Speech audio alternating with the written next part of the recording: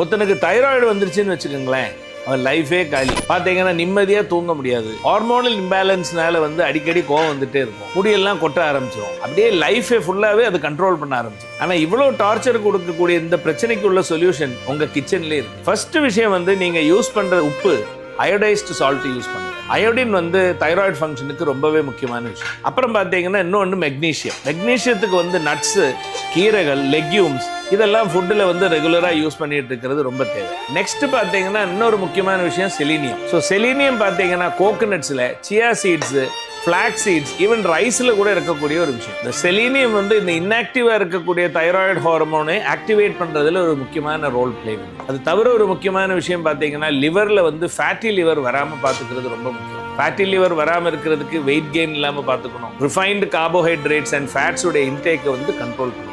லாஸ்ட்டாக பார்த்தீங்கன்னு சொன்னால் ஜிங்க், அது நிறைய பம்கின் சீட்